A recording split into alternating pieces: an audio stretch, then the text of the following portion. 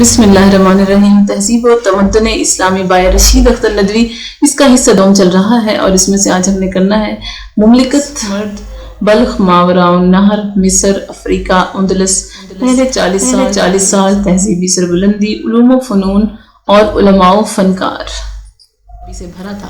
بلخ بھی خراسان کا ایک بڑا شہر تھا۔ امیر معاویہ کے زمانے میں فتح ہوا۔ اموی دور سے پہلے خراسان کے بادشاہ وہیں رہتے۔ جب اموی نے اس پر فتح پائی تو وہ ایک خوبصورت شہر تھا۔ اس کی عمارتیں اونچی مضبوط تھیں، اس کے گرد فصیلیں بنی تھیں۔ کہتے ہیں کہ اس سے پہلے اس کے گرد 3 فصیلیں تھیں اور 12 دروازے تھے۔ بلخ خراسان کا وسطی علاقہ تھا۔ اس شہر سے فرغانہ، رے، قندھار اور سجستان ایک جتنے فاصلے پر تھے۔ قندھار بھی 30 منزل تھا، فرغانہ بھی، رے بھی اور سجستان بھی۔ اسی طرح کشمیر اور خوارزم بھی اسی قدر دور تھے۔ بلخ نیشا پور کی طرح ضلع تھا۔ اس کے تابع کئی اور چھوٹے شہر بھی تھے، جن میں خلم، سمنجان، بفلان، سکلقند، ولالیچ اور ہوخلا، آرہن، راون، تارکان، تمورین اور بدخشاں زیادہ اہم تھے۔ بلخ اور مرو کے مابین جو علاقہ تھا وہ مرو ارود کہلاتا۔ اسے احنف بن قیس نے امیر معاویہ کے دنوں میں فتح کیا تھا۔ ماوراء النہر، خراسان سے آگے ماوراء النہر کے ملک تھے، جن میں بخارا، سمرقند، کش، نخشاب، بہکند، ساغانیہ، فرغانہ، سغد، شاش اور اشرو شنا بہت اہم علاقے تھے۔ اموی دور سے پہلے مسلمان فوجیں کو ان علاقوں کی طرف آئیں، مگر یہ ملک باقاعدہ اسلامی سلطنت میں شامل نہ ہوئے تھے۔ حضرت قتیبہ بن مسلم پہلے اموی سپہ سالار ہیں، جنہوں نے ولید بن عبد الملک کے دور میں ان تمام ممالک کو فتح کیا اور اموی سلطنت کے حدود چین و تبت اور خوارزم سے ملا دیے۔ ان میں سے ہر ملک بڑی اہمیت رکھتا۔ سمرقند، بخارا، اشور، لشنا تو بے حد اہم اور بڑے ملک تھے۔ یعقوبی نے اشروشنا کے بارے میں لکھا ہے کہ اس میں 500 قلعے تھے۔ سجستان، اس کے جنوب میں مکران، شمال میں ارض ہند اور مغرب میں مفاز خراسان ہیں۔ اموی دور میں بست، جوین، زرنج، زالک اور سیروان اس کے اہم مقامات تھے۔ خصوصیت سے زرنج کو بڑی تاریخی حیثیت حاصل تھی۔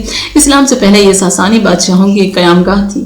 سجستان کے بعد مکران اور کرمان تھے، گو یہ دونوں ریگستانی ملک تھے، مگر اس اعتبار سے ان کی بڑی اہمیت تھی کہ ان کی سرحد سندھ سے ملتی تھی۔ شیر جان، ہمجرفت اور ہرموز کران کے اور تیز، کیز، درک اور رسک مکران کے اہم مقامات تھے۔ سجستان کی فتح کے بعد یہ دونوں ملک عبد الرحمن بن ابی سمرہ نے حضرت امیر معاویہ رضی اللہ تعالیٰ عنہ کے دور میں فتح کیے تھے۔ آگے سندھ تھا، جس کے آخری اسلامی سرحد ملتان تھی۔ مصر، دنیا کے اس قدیم ملک نے جو اپنی قدامت کے اعتبار سے شام جتنی اہمیت رکھتا ہے، اسلامی تاریخ میں بڑی اہمیت حاصل کی ہے۔ اموی حکومت کے قیام میں اس عظیم شان ملک کا ایک بہت بڑا حصہ ہے۔ حضرت عمرو بن عاص اس ملک کے فاتح تھے اور انہیں اس ملک سے ایسی ہی محبت تھی جیسی محبت کسی بڑے فنکار کو اپنی بہترین ذہنی تخلیق سے ہوتی ہے۔ عمرو بن عاص کی زندگی کا ایک بہت اچھا اور دور اس ملک میں گزرا تھا۔ انہیں اس کا دریائے نیل، اس کے لہلہاتے کھیت اور سبزی و شادابی بہت پسند تھی، اور یہی وجہ تھی کہ حضرت امیر معاویہ نے جب انہیں زندگی بھر کے لیے مصر کی حکومت سونپنے کی پیشکش کی تو انہوں نے امیر معاویہ کو اپنا امام مان لیا اور ان کے ہاتھ پر بیعت کر کے اموی حکومت کی بنا رکھ دی۔ تاریخ کو معلوم ہے کہ اگر امیر معاویہ اکیلے ہوتے تو عمرو بن عاص کا ساتھ نہ دیتے تو امیر معاویہ حضرت علی اور خاندان نبی کو کبھی اپنی راہ سے ہٹا نہ سکتے۔ علی رضی اللہ عنہ اور خاندان نبی صلی اللہ علیہ وسلم سے عوام کو جو محبت تھی، اس پر فتح پانے کے لیے اکیلے امیر معاویہ کا ذہن کافی نہ تھا۔ عمرو بن عاص اگر نہ ہوتے تو اموی حکومت قائم نہ ہوتی، اور اگر مصر عمرو بن عاص کو محبوب نہ ہوتا تو عمرو بن عاص امیر معاویہ کا کبھی ساتھ نہ دیتے۔ کندی کہتے ہیں کہ یعقوبی نے بھی یہی بات بیان کی ہے۔ بہرحال یہ ملک جو حضرت عمرو بن عاص کو تحفہ کے طور پر دیا گیا بہت بڑا ملک تھا۔ کلکشندی نے جہاں مصر کی تعریف میں قرآن کی آیات، احادیث اور بعض بڑے بزرگوں کے اقوال نقل کیے ہیں، وہاں حضرت کعب احبار کا ایک قول بھی دہرایا ہے۔ مصر کی غالباً یہ سب سے مختصر اور جامع و معنی تعریف ہے۔ یقیناً مصر کے پہاڑ مقدس تھے، طور کا سا شرف کسی دوسرے پہاڑ کو نصیب نہ ہوا۔ موسیٰ کا یہ وطن فرعونوں کا بھی یہ وطن تھا۔ یہاں اسکندر مقدونی اور جٹنسین اور قسطنطین نے بڑے ٹھاٹ سے حکومت کی تھی۔ یہاں کی کلوپترا تو اپنی خدا آپ تھی، اگر وہ سانپ کے ڈسنے سے نہ مر جاتی تو بہت سے احمق اسے برسوں خدا ہی سمجھتے رہتے۔ مصر کے اہرام اور اس کے اسکندریہ نے بھی مصر کی عظمت کو بہت بڑھایا، اور مصر کے نیل نے تو صدیوں قبطیوں کی دیوتا کی حیثیت پائی۔ جاہل قبطی اپنے اس انداتا کے حضور ہر سال اپنی سب سے خوبصورت کماری لڑکی بھیٹ چڑھاتے۔ کلکشندی نے مصر کی عظمت و بڑائی کی داستان کہتے ہوئے بڑے فخر سے کہا ہے کہ اس میں بہت سے نبی آئے، ابراہیم، یعقوب، یوسف اور ان کے بھائیوں کے قدموں سے اس سرزمین نے برکت پائی۔ یقیناً اس سرزمین نے برکت پائی۔ یقیناً مصر کے لیے یہ بڑے شرف کی بات ہے کہ یہ یوسف علیہ السلام کا قید خانہ تھا۔ یہاں موسیٰ علیہ السلام برسوں رہے، لیکن ہمارے نزدیک مصر کا سب سے بڑا فخر یہ تھا کہ عمرو بن عاص جیسے بلند مرتبہ صحابی نے اسے ایک نیا شہر فسطاط عطا کیا، ایک نئی تہذیب دی اور ایک نئے مذہب اور ایک نئے نظام حیات سے آگاہ کیا۔ کلکشندی کو مصر کی سعادت اور اس بڑائی پر بڑا ناز ہے، اور اس نے ان صحابہ کبار کے نام گنوائے ہیں جو عمرو بن عاص کے ساتھ فسطاط میں آباد ہوئے۔ کلکشندی نے صرف 40 نام لکھے ہیں۔ ہمارا یہ خیال یہ ہے کہ مصر کو جو فوج آئی تھی اس میں کئی 100 صحابہ تھے۔ بہرحال پہلے مصر اپنے اسکندریہ، اپنے فرعونوں، اپنی کلوپترا، اپنے اسکندر مقدونی، اپنے اہرام، اپنے سہن یوسف، اپنے برائی اور اپنے خیل نیل پر فخر کرتا، اب وہ اس فسطاط پر بھی فخر کرتا ہے جو بعد میں دنیا کا ایک بڑا شہر بنا اور جس نے بنو امیہ کے دنوں میں اسکندریہ جتنی اہمیت حاصل کر لی۔ گو فسطاط نے اموی عہد میں وہ تمدنی عروج نہیں پایا جو اسکندریہ کو کسی دور میں حاصل تھا، لیکن امیر معاویہ کے شروع دور سے لے کر مروان آخر کے قتل تک پوری ایک صدی فسطاط مصر کا دارالسلطنت رہا۔ ہمیں بے حد افسوس ہے کہ ہمیں یہ معلوم نہ ہو سکا کہ فسطاط میں اموی عمرا نے کتنی عمارتیں تعمیر کی۔ ہماری خواہش تھی کہ جس طرح مورخین نے یہ لکھا ہے کہ عمرو بن عاص نے جب اسکندریہ پر قبضہ کیا تو اسکندریہ میں 6000 مکان، 40,000 حمام، 40,000 یہودی، 4000 بقال اور 4 لاکھ رومی رہتے تھے۔ اگر اسی طرح عباسی دور کے آغاز پر یا کسی بیچ کے دور میں کوئی مورخ فسطاط کی روایات بھی بیان کر دیتا تو ہم یہ اندازہ کر سکتے کہ اس ایک صدی میں امیوں کے سبب مصر کے تمدنی نظام میں کیا تبدیلی پیدا ہوئی۔ ہمیں قدیم علماء تاریخ سے شکوہ ہے کہ انہوں نے بعض غیر ضروری باتیں تو مزے لے کر بیان کی ہیں، مگر اس قسم کی ضروری باتیں نظر انداز کر گئے۔ بعض لوگوں نے اس سلسلہ میں مثلا مقریزی اور عبدالحکم نے بڑا کام کیا ہے۔ ہمیں اپنی معلومات کی کمی کا اعتراف ہے، ممکن ہے کسی بزرگ نے یہ چیز بھی لکھی ہو۔ بہرحال یہ بھی غنیمت ہے کہ کلکشندی، ابن عبدالحکم، کندی اور مقریزی نے فسطاط کی آبادی کی رویداد ہمارے لیے مرتب کر دی اور ہمیں بتا دیا کہ فسطاط میں کون کون سے عرب قبیلے بسائے گئے، اور اسی طرح قبطیوں، یونانیوں، یہودیوں اور رومیوں کے ساتھ ساتھ کن عرب قبائل کو مصر کی سرزمین میں پھیلنے اور پھولنے کے مواقع میسر آئے۔ کلکشندی نے ان قبائل کے نام گنواتے ہوئے قریش، انصار، اسلم، غفار، مزنیہ، اشجع، مہنیہ، ثقیف، بنو ودی، بنو کندہ، بنو نجم، بنو عبدربہ، بنو راشدہ، بنو غافق اور بنو خولان کا ذکر بھی کیا ہے۔ یہ بھی کہا ہے کہ عربوں کے علاوہ فارسیوں کے محلے بھی یہاں بسے تھے۔ ان فارسیوں میں بنو مالک، بنو یحسب، بنو ریین، بنو الکلا، بنو المغافر، بنو مالک، بنو الواحل اور بنو القیس بھی تھے۔ پھر سرخوں یعنی رومیوں اور اسی طرح کے دوسرے سرخ رنگ والوں کی جماعتیں بھی اس نئے شہر میں آباد ہوئی تھی۔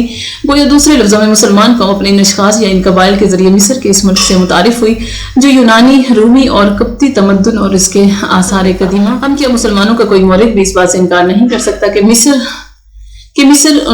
مسلمانوں نے مصریوں کو ایک نیا مذہب اور ایک نئی روحانی زندگی سے آشنا کیا۔ اس کے جواب میں مصریوں نے مسلمانوں کو ایک نئے تمدن اور ایک نئے فلسفہ خیال سے متاثر کیا۔ دو تہذیبیں جب ایک دوسرے کے گلے ملتی ہیں تو اس کے ملاپ کا جو نتیجہ نکلتا ہے وہی یہاں بھی نکلا۔ ہم نسلات یا باہمی ذہنی مبادلے کی تفصیل اس کتاب کے آخری حصہ میں بیان کریں گے، یہاں صرف اشارہ کرنا مقصود تھا۔ بہرحال یہ ملک جسے امیر معاویہ نے عمرو بن العاص کو ان کی زندگی بھر کے تامہ کے طور پر عطا کیا، عمرو بن عاص کی وفات کے بعد پھر امیوں کو واپس مل گیا۔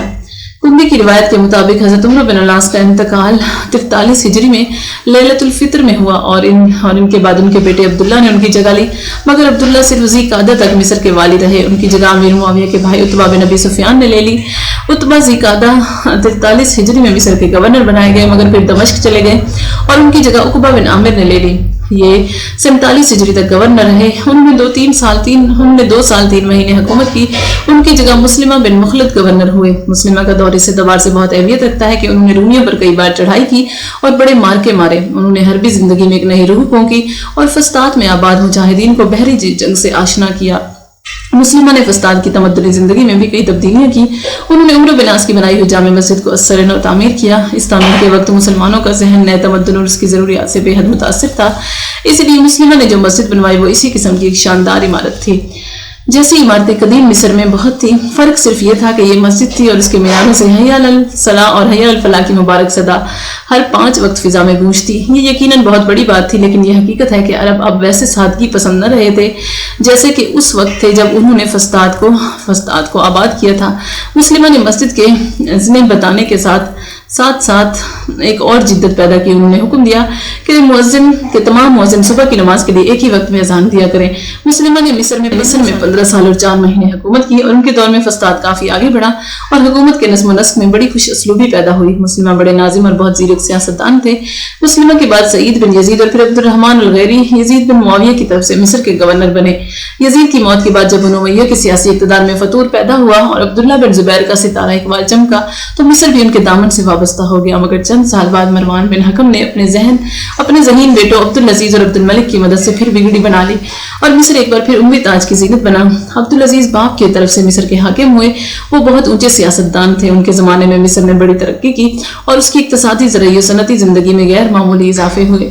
عبدالعزیز نے اپنے زمانے میں کئی عمارتیں بنوائی اور ان کی پہلی تعمیر انداز المذہبہ تھی. دارالمذہب اس کا نام اس لیے رکھا گیا کہ اس کی چھت پر جو قبہ بنا تھا اس پر سونا چڑھایا گیا تھا. حلوان میں بھی انہوں نے کئی عمارتیں بنوائیں جن میں کئی مساجد اور کئی محلات تھے.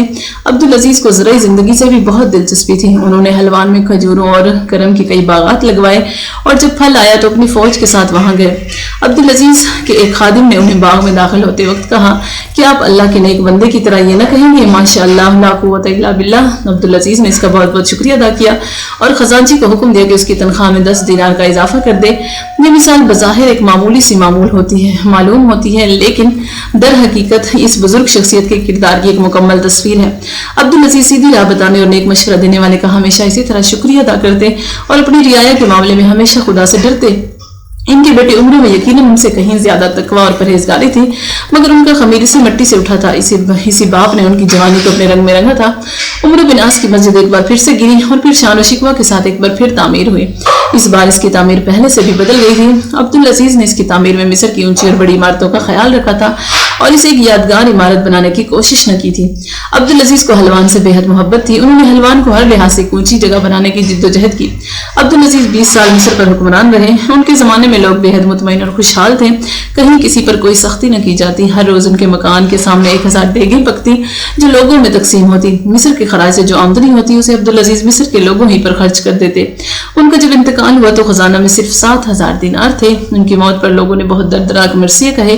بعض نے تو لکھا کہ عبدالعزیز نہیں مرے. مصر کے عوام کا ایک بہت قریبی دوست اس دنیا سے رخصت ہوا. عبدالعزیز کے بعد ان کا بھتیجا عبداللہ بن عبدالملک مصر کا والی بنا. اس کے زمانے میں گو عبدالعزیز جیسی خوشحالی نہ تھی تاہم لوگ مطمئن تھے. عبداللہ مصر پر صرف 10 مہینے حاکم رہا. عبدالملک کی موت کے بعد ولید نے اسے معزول کر کے اس کی جگہ قرہ بن شریک کو دے دی. قرہ نے ولید کے حکم سے ایک بار پھر مسجد عمر گروائی اور نئے انداز سے اس کی تعمیر کی. قرہ بہت سخت گیر حاکم تھا. سیوطی نے اس کی بدتعریفی کی ہے. سیوطی کہتے ہیں کہ قرہ کے زمانے میں خزانہ شاہی بہت بھر گیا تھا. ولید نے حکم دیا کہ خوب مسجدیں بنواؤ. اس حکم کی تعمیل میں باب ریحان میں پہلی مسجد تعمیر ہوئی. قرہ کی موت کے بعد بشر بن صفوان ملک کے گورنر ہوئے. وہ 3 سال 1 مہینہ مصر کے گورنر رہے. کندی کی روایت کے مطابق عبدالملک بن رفاع نے قرہ کی جگہ لی.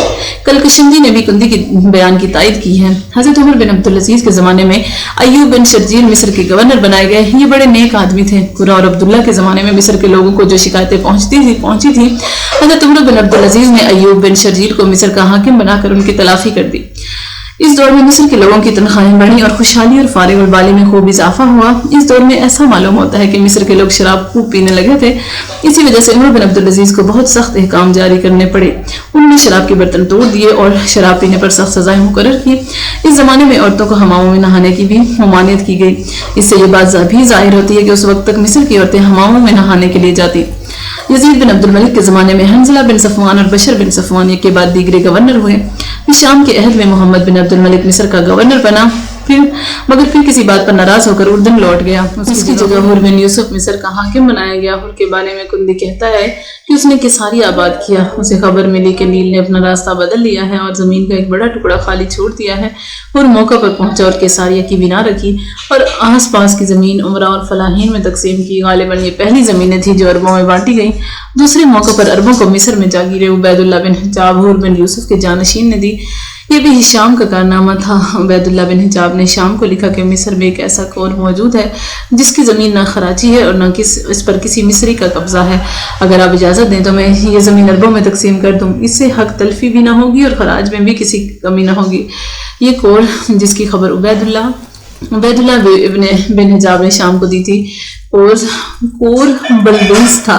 ہشام نے عبیداللہ کا خط پا کر اسے اجازت دی کہ وہاں عربوں کو آباد کر دے۔ عبیداللہ نے کور بلبس میں شروع میں 100 گھر بنی مضر کے، 100 گھر بنی عامر کے، 100 گھر حوازن میں سے اور 100 گھر بنی سلیم کے آباد کر دیے۔ ان گھرانوں نے یہاں خوب زراعت کی اور بہت خوشحال ہوئے۔ ان کی خوشحالی کی خبریں فسطاط پہنچی تو وہاں سے 500 گھر اور یہاں آن پہنچے۔ اس طرح یہاں کی آبادی بڑھنے لگی اور اسی طرح بہرحال یہاں کی آبادی بڑھنے لگی۔ ہشام کی موت کے وقت بلبس میں 1500 گھر آباد ہو چکے تھے۔ مروان بن محمد کے زمانے میں جب حوصلہ بن سہیل مصر کا گورنر ہوا تو بلبیس کی آبادی اور بڑھی۔ مروان کی موت کے وقت بلبیس میں 3000 خاندان رہتے تھے۔ محمد بن سعید جب مصر کا والی ہوا تو بلبیس کی آبادی 4800 گھروں پر تک پھیل گئی۔ کلکشندی کا بیان ہے کہ ہشام بن عبد الملک کی طرف سے 105 ہجری میں عبداللہ بن یوسف ثقفی مصر کا گورنر بنا۔ اس نے 4 سال تک مصر پر حکومت کی، اس کی جگہ عبد الملک نے لے لی۔ یہ 109 ہجری تک مصر میں رہا۔ وہ معزول ہوا تو اس کی جگہ اس کے بھائی ولید کو ملی۔ ولید 10 سال تک مصر پر حاکم رہا۔ پھر عبد الرحمن الفہری 119 ہجری میں مصر کے گورنر ہوئے، 7 مہینے کے بعد معزول ہوئے اور ان کی جگہ حنظلہ بن صفوان نے لی۔ یہ 3 سال اس عہدے پر رہے۔ پھر حسان بن غنابیہ 127 ہجری میں مصر کے گورنر ہوئے، 5 سال تک رہے۔ پھر 128 ہجری میں حفص بن ولید گورنر ہوئے، ان کا زمانہ 3.5 سال کا تھا۔ پھر فزاری نے ان کی جگہ لی اور مصر کا آخری گورنر عبد الملک بن مروان تھا۔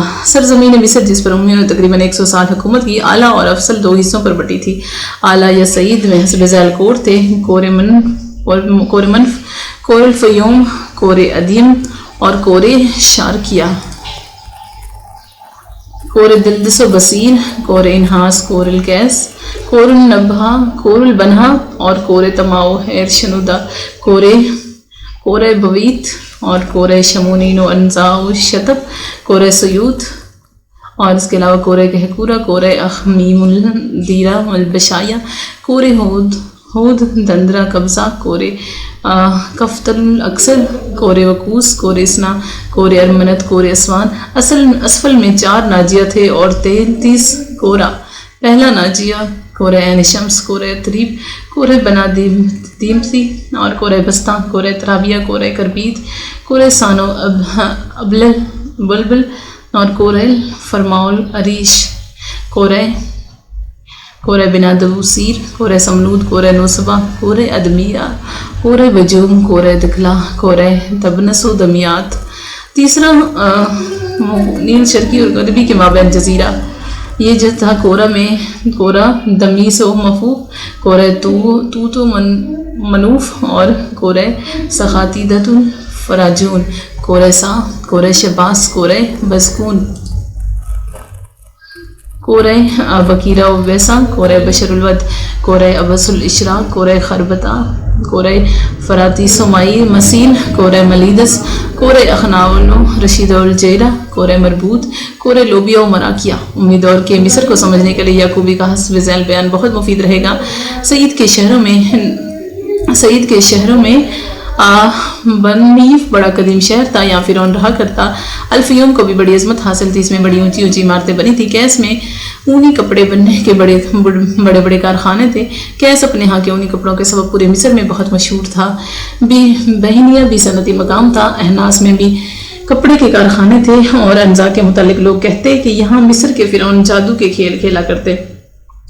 شمونین بھی بڑا شہر تھا، یہ سواری کے جانوروں، گھوڑوں، خچروں، چوپایوں کی منڈی تھی۔ اسیوط بھی بڑا شہر تھا، اسے فرش الکرمل بھی کے سبب شہرت حاصل تھی۔ بوتیج اور بشمور بھی بڑے مشہور شہر تھے۔ نیل کے شرقی جانب کا شہر خمیم بھی شہرت رکھتا، وہاں فرش نتو بنتا۔ اس شہر کو کھالوں کی منڈی کی حیثیت بھی حاصل تھی۔ اب شائیہ سے پہاڑی سلسلہ کا آغاز ہوتا، پھر الوا خارجہ تھی۔ ان پہاڑی شہروں میں چاروں طرف وسیع و شاداب کھیت پھیلے تھے، ان میں چشمے بھی تھے اور نہریں بھی، ان میں کھجور اور انگور کے باغات بھی تھے اور چاول کے کھیت بھی۔ الوا داخلہ میں جو شہر بنے تھے ان میں الفرفرون مشہور شہر تھا، اس شہر کی آبادی مخلوط تھی، یہاں قبطی، رومانی، عرب مل کر رہتے۔ مدینہ وہ بھی مشہور شہر تھا، اس شہر کے 4 کور تھے: کور احمر، کور دندرہ اور کاؤ کنا۔ پہلے 2 کور نیل کی غربی جانب اور دوسرے 2 کور مشرقی طرف تھے۔ نیل کے شرقی کنارے کا شرقی کنارے کا شہر کفت بھی بہت قدیم شہر تھا، وہاں پہلے بادشاہوں کے بہت سے آثار تھے۔ کفت سے معاون زمرد کو رستہ جاتا، مودن زمرد کو خربت الملک بھی کہتے۔ معاون زمرد دو پہاڑوں میں تھے، ایک کا نام عروس اور دوسرے کا نام خصوم تھا۔ یعقوبی کہتے ہیں کہ جو شخص معاون تبر جانا چاہتا وہ نیل کے مشرقی کنارے کے مشہور شہر اسوان سے فیکا کی طرف بڑھتا۔ وہ پہاڑوں کے درمیان کی ایک بستی تھی۔ پھر بویب، پھر بیزیا، پھر بیت ابن زیاد، پھر فدیفرا، پھر حبل الامر، پھر حبل البیس، پھر کبرابی مسوب، پھر افار، پھر دادی اللاتی آتی۔ یہ سارے مقامات تبر کے معاون تھے۔ یہاں عرب اور عجم سبھی لوگ آباد تھے۔ وادی اللاتی میں زیادہ تر آبادی اہل یمامہ کی تھی۔ یہ لوگ اپنے خاندانوں کے ساتھ یہاں بسے تھے۔ دادی اللاتی سے آگے ایک اور وادی حمل تھی، پھر ایک اور بستی تھی۔ یہ ساری بستیاں کانوں سے متعلق تھیں۔ ان سب میں کان اور تبر کی تجارت کرنے والے لوگ رہتے۔ دادی اللاتی سے 4 منزلوں پر ساحل سمندر تھا، جہاں سے لوگ حجاز یمن کے لیے جہازوں میں بیٹھتے۔ یمن، حجاز اور دوسرے ملکوں کے تاجر یہاں اترتے اور معاون کا سفر کرتے، وہاں سے مال خریدتے اور اپنے ملکوں کو لوٹ جاتے۔ اللاتی سے تھوڑے تھوڑے فاصلے پر کئی اور دکانیں تھیں، ان میں سے ایک کا نام سنتا، ایک کادہ، ایک کاد کان، ایک کارف اور ایک کا سمیب تھا۔ یعقوبی کہتے ہیں کہ یہ وہ کانیں تھیں جہاں عربوں کے مختلف قبیلے پہنچ گئے تھے۔ کانوں کے اس نواح سے بلاد نویہ 30 منزل اور بلاد البجہ 25 منزل کی دوری پر تھے۔ یہ اعلیٰ حصہ مصر کی ایک مختصر سی داستان تھی۔ یعقوبی نے اسفل حصہ میں مصر کی رویداد بھی لکھی ہے۔ وہ کہتا ہے کہ اس کا پہلا شہر قریب تھا، پھر عین شمس، پھر تنو، پھر نتو، پھر بست، پھر ترابیہ، پھر کربیت، پھر سان اور پھر ابلیل تھا۔ ان میں عین شمس سب سے بڑا شہر تھا۔ یہاں فرعونوں کے زمانے کی بہت سی عمارات بنی تھیں۔ ابلیل کے بعد 2 بڑے شہر بنا اور بوسیر آتے۔ یہ دونوں بہت بڑے شہر سمجھے جاتے۔ ان سے آگے سمود، نوسا، اومسیا اور زبجوم تھے۔ یہ سارے شہر نیل کی مشرقی جانب آباد تھے۔ خلیج و میاد اور خلیج العرب کے مابین شہر یہ تھے کہ سخا، تیدہ، افراؤن، توت اور منوف سفلی ساحل سمندر پر آباد شہروں کے نام بھی یعقوبی نے گنوائے ہیں۔ الفرما سب سے بڑا شہر تھا۔ اس کے بعد تنیس تھا، جہاں کپڑے کے کئی کارخانے بنے تھے۔ یہاں ہر طرح کا اعلیٰ درجے کا کپڑا تیار ہوتا اور باہر کے ملکوں کو جاتا۔ تنیس کے بعد شتا بھی بڑا شہر تھا، یہاں بھی کپڑے کے کارخانے تھے۔ شتا کے بعد دمیات آباد تھا، یہاں کی بڑی صنعت بھی کپڑا سازی تھی۔ دمیات کے بعد حسن، نکیرہ، برنس، اخنو، وسمیہ اور پھر اسکندریہ تھا۔ یعقوبی نے اسکندریہ کی بہت تعریف کی ہے۔ اسکندریہ کے بعد کے علاقوں کے نام یعقوبی کے بیان کے مطابق یہ تھے: کورہ ترنوت، کورہ کرستا، کورہ خربتا، کورہ سا، کورہ شباس، کورہ البحر، کورہ بسکون، کورہ شراک، کورہ لوبیا اور کورہ مراکیہ تھا۔ یعقوبی کہتے ہیں کہ امیر معاویہ کے دور میں مصر کا خراج اور جزیہ 5 ملین دینار تھا۔ مقریزی کا بیان ہے کہ بنو امیہ کے دور میں سوائے ہشام بن عبد الملک کے زمانے کے کبھی بھی مصر کا خراج 3 ملین دینار سے زیادہ نہیں ہوا۔ ہشام کے زمانے میں اس کے حکم سے عبید اللہ بن حجاب نے سر-نو مصر کی زمینوں کی پیمائش کی تھی۔ اس نے زمین کی پیمائش میں پوری دیانت برتی، اس کے باوجود 4 ملین سے خراج کی رقم نہ بڑھی۔ اس سے اگلے صفحے پر مقریزی کا بیان پہلے بیان سے کسی قدر مختلف ہو جاتا ہے۔ فرماتے ہیں یہ وہی اسامہ بن زید ہے جسے حضرت عمر بن عبدالعزیز نے خلافت کی مسند پر بیٹھتے ہی حکومت سے الگ کر کے 3 سال کے ادبا مشقت کی سزا دی تھی، اور اس لیے دی تھی کہ اس نے مصر کے لوگوں پر بے حد سختی کی تھی۔ مقریزی کا بیان ہے کہ عبید اللہ بن حجاب نے جب مصر کی زمین کی پیمائش کی تو یہاں کی زمین 30 کروڑ فدان تھی۔ ایک فدان 260 میٹر کا ہوتا ہے۔ اس کے بعد افریقہ، اسکندریہ کے اس طرف بحر روم کے ساتھ ساتھ کئی 100 میل تک مغربی سمت، اور پھر دور اندر کی طرف جو ملک آباد ہے۔ ابن خلدون کے بیان کے مطابق جب اسے بتان کے بادشاہ افریقشس بن کیس نے فتح کیا تو وہاں مختلف لوگ آباد تھے۔ یہ مختلف لوگ نہ صرف شکل و صورت کے اعتبار سے مختلف تھے، ان کی عادتیں اور رسم و رواج بھی ایک دوسرے سے ملتے نہ تھے۔ اس کے علاوہ ان کی زندگی کے انداز قطعاً شریفانہ نہ تھے۔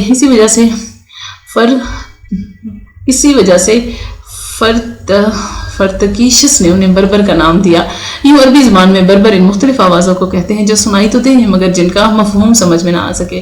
محققین نسب نے بربر کو 2 بڑے گروہوں میں تقسیم کیا ہے، برنس اور بادغیس۔ یہ دونوں بڑے گروہ اس وقت سے بے حد سرکش کے اور مہذب اور جاہل تھے۔ جب مسلمان ان تک پہنچے، تعجب ہوتا ہے کہ مسلمانوں سے پہلے تقریباً ہر مہذب قوم نے بربر پر تسلط پایا۔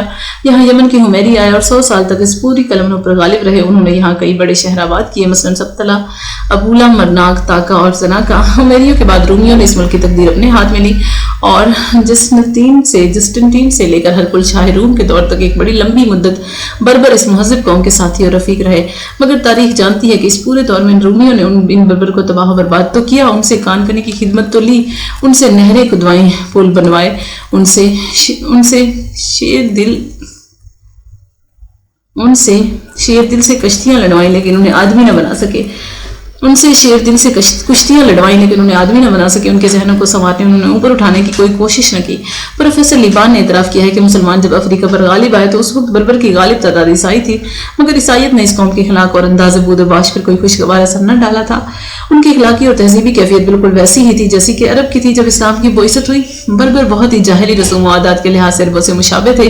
انہوں نے اسلام کا مقابلہ اسی شدت کے ساتھ کیا جیسے عربوں نے کیا تھا۔ بربر پر سب سے پہلا حملہ حضرت فاروق کے زمانہ خلافت میں عبداللہ بن سعد نے 29 ہجری میں کیا۔ عبداللہ کے حملے کے وقت طرابلس اور طنجہ کے مابین علاقہ کی حکومت جرجیر ملک افرنج کے ہاتھ میں تھی اور اس کا پایہ تخت بیتلہ تھا۔ جب اسلامی فوجیں اس طرف آئیں تو جرجیر نے 1 لاکھ سپاہ کے ساتھ ان کا مقابلہ کیا۔ مسلمان کو صرف 20,000 تھے لیکن اللہ نے انہیں قلت تعداد کے باوجود 1 لاکھ کے لشکر جرار پر فتح دی۔ جرجیر مارا گیا اور بیتلہ پر ان کی حکومت قائم ہو گئی۔ مسلمانوں کا یہ حملہ کو بڑا حملہ تھا مگر اس سے بربر کی قوت مدافعت ختم نہ ہو سکی تھی۔ حضرت عثمان غنی کے دور تک بربر پوری مستعدی کے ساتھ ان سے لڑتے رہے۔ امیر معاویہ جب برسر اقتدار ہے تو بربر کی قوت مدافعت پہلے سے بھی بڑھ چکی تھی۔ انہوں نے اس انتشار سے پورا فائدہ اٹھایا تھا جس میں ملت اس وقت مبتلا تھی۔ حقیقت یہ ہے کہ امیر معاویہ نے خلافت کی گدی پر بیٹھ کر جب افریقہ پر توجہ کی تو بربر اسلامی تسلط سے باہر ہو چکے تھے۔ گویا دوسرے الفاظ میں عمومی طور میں شمالی افریقہ کی حالت قریب وہی تھی جو اسلامی فتح سے پہلے تھی۔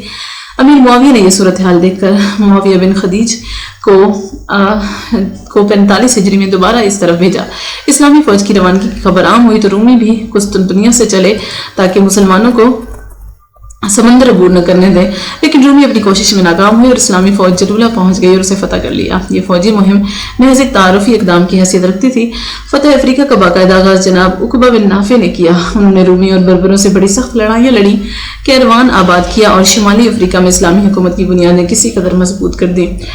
عقبہ کے بعد یزید بن معاویہ کے دور میں ابو المہاجر افریقہ کے والی بنائے گئے۔ انہوں نے بنارس کے بادشاہ کینیا بن لمزم کو ہزیمت دی، تلمسان ماغانا اور لمیس پر قبضہ کر لیا اور زاب کی طرف بڑھے۔ زاب میں بربر کے دوسرے بادشاہوں نے ان سے زور آزمائی کی، کئی لڑائیاں لڑیں اور ہارے۔ زاب کے بعد ابو المہاجر مغرب اقصی کی حدود میں داخل ہوئے اور وہاں کے بربر کو حلقہ اطاعت میں لے کر آگے بڑھے اور سوس پہنچے۔ سوس کے بربر بھی ابھی تک بت پرست تھے۔ انہوں نے ابو المہاجر سے سخت لڑائی کی مگر ہارے اور اسلام قبول کر لیا۔ اس وقت جب ابو المہاجر اس فوج کشی میں مشغول تھے، برانس کے بادشاہ کیسلا نے اپنی جمعیت پھر اکٹھی کر لی اور ابو المہاجر اور ان کی فوج پر اچانک حملہ کر کے کیروان ان کے ہاتھ سے چھین لیا۔ اس وقت افریقہ کی حالت بالکل وہی تھی جو کتیبہ کے حملہ کے آغاز کے وقت تھی۔ تمام بربر خود مختار ہو چکے تھے اور کیسلا کا اقتدار اس پورے علاقے پر تسلیم کر لیا گیا تھا جسے اسلامی فوجیں فتح کر چکی تھیں۔ یہ وہ وقت تھا جب ایک بار ملت پھر ایک بہت بڑے سیاسی دھندلکے میں گرفتار تھی۔ حضرت عبداللہ بن زبیر اور مروان بن حکم کے بیٹوں عبد الملک اور عبدالعزیز میں خونریز لڑائیاں ہو رہی تھیں۔ یہی وجہ تھی کہ کیسلا کی قیادت میں بربر ابو المہاجر اور ان کے ساتھیوں کو نینا میں لے کر ذبح کرنے میں کامیاب ہو گئے۔ یہ ایک بڑی ذلت تھی جسے مسلمان قوم کبھی برداشت نہ کر سکتی تھی۔ عبد الملک نے اقتدار کی باغ ڈور اپنے ہاتھ میں لیتے ہی قیس بن ظہیر کو ایک لشکر جرار کے ساتھ ادھر روانہ کیا کہ مقتول مسلمانوں کا انتقام لے۔ کیروان کے قریب پوری بربر قوم کیسلا کی سرکردگی میں مسلمانوں سے جا ٹکرائی۔ کیسلا اور اس کے انگنت ساتھی مارے گئے۔ مسلمانوں نے ایک بار پھر کیروان اور اس کے نواح پر قبضہ کر لیا۔ وہ کیروان سے لے کر برقہ تک کا علاقہ مسلمانوں کے تسلط میں آ چکا تھا مگر بربر ابھی پورے طور پر مفتون نہ ہوئے تھے بلکہ وہیہ بنت ماتیہ ایک جابر کاہنہ نے ان میں ایک نیا جوش اور ولولہ پیدا کر دیا تھا۔ وہیہ اپنی ذہانت اور جرأت رندانہ کے سبب بربر میں بے حد ہر دل عزیز ہو گئی تھی۔ اس سے نمٹنے کے لیے عبد الملک نے اپنے عامل افریقہ حسان بن نعمان کو افریقہ بھیجا۔ حسان کیروان آئے اور انہوں نے حالات کا جائزہ لیا۔ کرتاجنہ میں ابھی تک رومی اور افرنج موجود تھے، ان کی موجودگی بربر کو بغاوت پر آمادہ کرتی رہتی تھی۔ حسان نے سب سے پہلے کرتاجنہ پر چڑھائی کی۔ کرتاجنہ پر قبضہ کے بعد وہ اصل دشمن کی طرف متوجہ ہوئے۔ वादी मस्कियाना में हसान और काहिना वाहिया की फौजें एक दूसरे के आमने सामने आईं। वाहिया के साथ लातादाद बर्बर शामिल थे। वाहिया इन बर्बर को साथ लेकर एक तरह से कौमी लड़ाई लड़ने आई थी। उसने बर्बर के दिलों में ये ख्याल डाल दिया था कि अरब उनसे उनकी कौमी जिंदगी छीन लेना चाहते हैं। यही वजह थी कि बर्बर अरबों से बड़े जोश के साथ लड़े। नतीजा जाहिर था, बर्बर फतहयाब हुए और हसान ने शिकस्त खाई और पीछे को भागे। भागते में मुसलमान सिपाही काफी तादाद में शहीद हुए, कई कैदी बने। कैदियों में खालिद बिन यजीद कैसी जैसे बड़े लोग भी थे। ये अजीमत इतनी बड़ी थी कि मुसलमानों की साख मुतवातिर 5 साल तक कायम न हो सकी। खालिद बिन यजीद कैसी के मुतालिक इब्न खल्दून कहते हैं कि उन्होंने काहिना की बेटी से शादी कर ली। 5 साल के बाद अब्दुल मलिक ने कुमक भेजी तो हसान इस काबिल हुए कि पेशकदमी करें। इस पेशकदमी की खबर जब काहिना को हुई तो इसने तराबलस से लेकर तंजा तक के तमाम शहर, बस्तियां और करिए तबाह कर दिए। हर तरफ आग ही आग लगा दी। काहिना के इस तरीक़ेकार ने बहुत से बर्बर को इससे मुतनफिर कर दिया। इनमें से कई जनाब हसान से जा मिले और जब मुकाबला हुआ तो काहिना हार गई। वो लड़ती लड़ती काम आई और उसकी जमीयत बिखर गई। बर्बर ने एक बार फिर इस्लाम कबूल किया। मफ्तू और फाते में बड़े सख्त अहद व पैमान हुए। बर्बर ने इकरार किया कि वो हसान को 12,000 रजाकार देंगे। वो उनकी तरफ से मुखालिफ बर्बर से लड़ेंगे। ये इकरार लेने के बाद हसान के अरमान आए। नहीं कहा जा सकता कि हसान इस बड़ी फतह के बाद क्यों शाम लौटे। गालिब ख्याल ये है कि वो अब्दुल मलिक से इतनी बड़ी कामयाबी पर दाद लेने गए थे। अब्दुल मलिक ने उन्हें दाद दी। इब्न कतीबा कहते हैं कि अब्दुल मलिक ने अफ्रीका और बरका का वाली बना दिया। वो लौट के वक्त मिस्र भी आए और अब्दुल अजीज से मिले। कामयाबी के नशे में थे। अब्दुल अजीज से बरका की विलायत का किस्सा कह दिया। बरका अब्दुल अजीज के एक परवदर के ज़ेरे हुकूमत था। अब्दुल अजीज को यह बात नागवार हुई कि अब्दुल मलिक ने उसके आदमी से बरका की हुकूमत छीन कर हसान को दे दी है। दोनों में इस मौजू पर तकरार हुई। अब्दुल अजीज ने हसान को बहतीरा इस बात पर आमादा किया कि वो इसके आदमी के हक में दस्तबरदार हो जाए, लेकिन हसान न माने। नतीजा ये हुआ कि अब्दुल अजीज ने हसान से परवाने विलायत लेकर फाड़ दिया और मूसा बिन नसीर को, जो इसका जाती दोस्त और बहुत ज्यादा काबिल एतमाद अमीर था, अफ्रीका का वाली बनाकर हसान की जगह भेज दिया।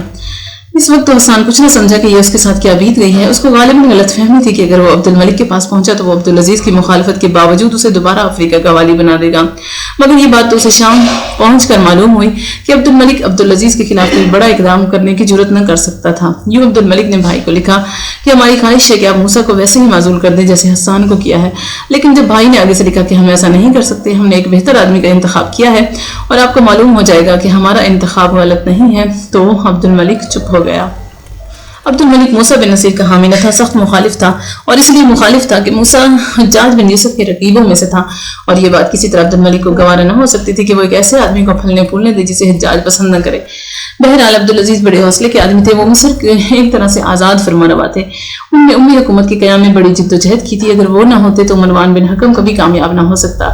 फिर यूं भी अब्दुल अजीज वली अहद सल्तनत थे और उम्मी ताज पर उनका वैसा ही हक था जैसा अब्दुल मलिक का था। उन्होंने मूसा को अफ्रीका भेज दिया, वापस नहीं बुलाया।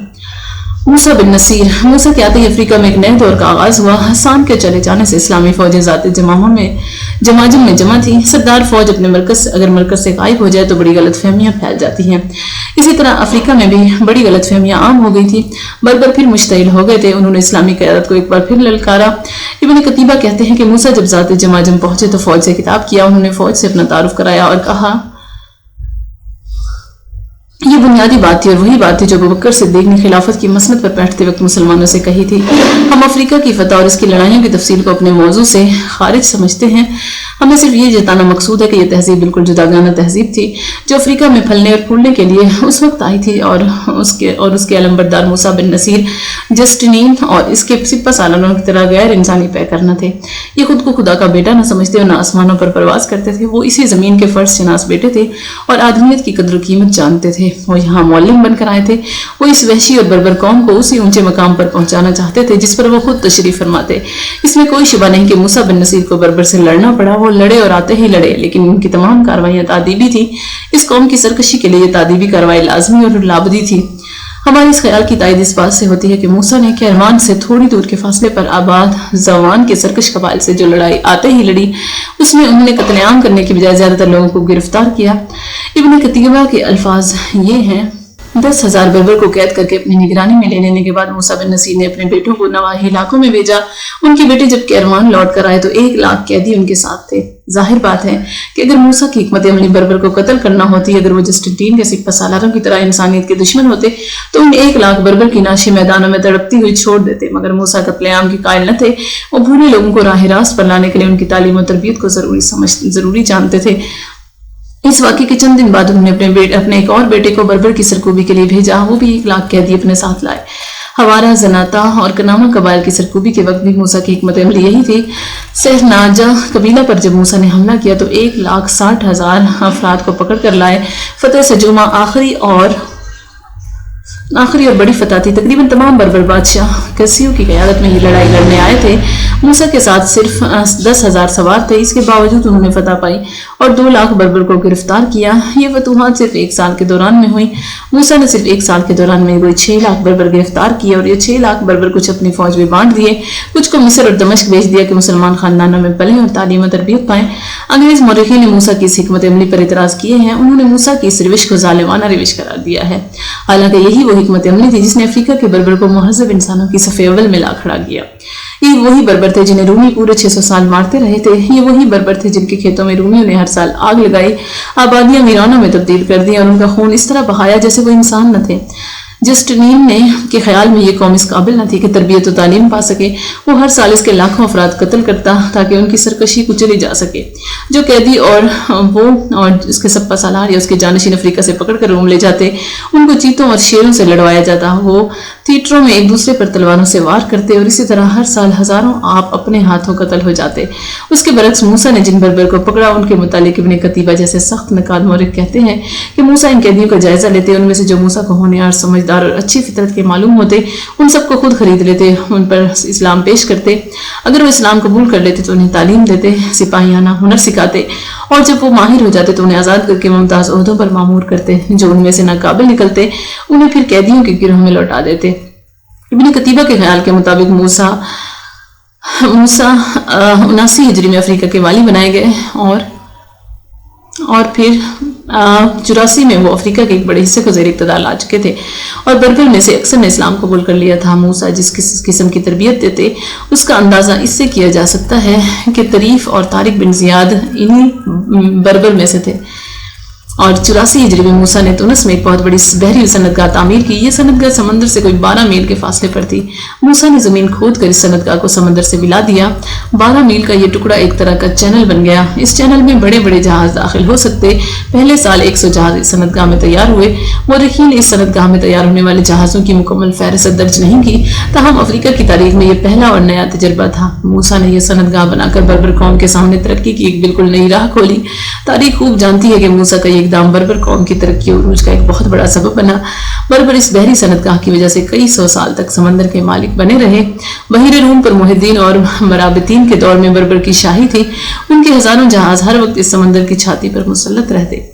मूसा की अपनी जिंदगी ही में बर्बर ने इस बाब में काफी तरक्की कर ली थी। चंद साल बाद जब उन्होंने तारिक बिन ज़ियाद की क़यादत में 12,000 बर्बर की एक फौज उंदुलस पर चढ़ाई के लिए भेजी तो मौरखीन कहते हैं कि इस फौज को समंदर पार ले जाने वाली कश्तियां नवाब यूलियन ने मुहैया की थी, लेकिन इन कश्तियों में सवार होने वाले बर्बर यूलियन ने मुहैया न किए थे। ये मूसा बिन नसीर की हरबी कारगाह में तैयार हुए थे।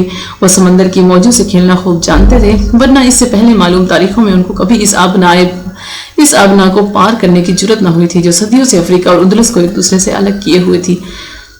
मूसा ने इस कौम को ऊपर उठाने के लिए जो जिद्दोजहद की उसका अंदाजा सिर्फ इसी एक वाक़े से किया जा सकता है।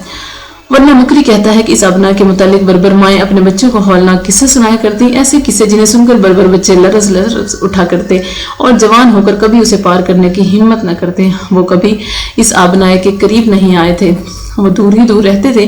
मकरी के बयान से हमें ये बात भी मालूम होती है कि कभी अफ्रीका और उंदुलस की जमीन यकसा और मुसलसल थी।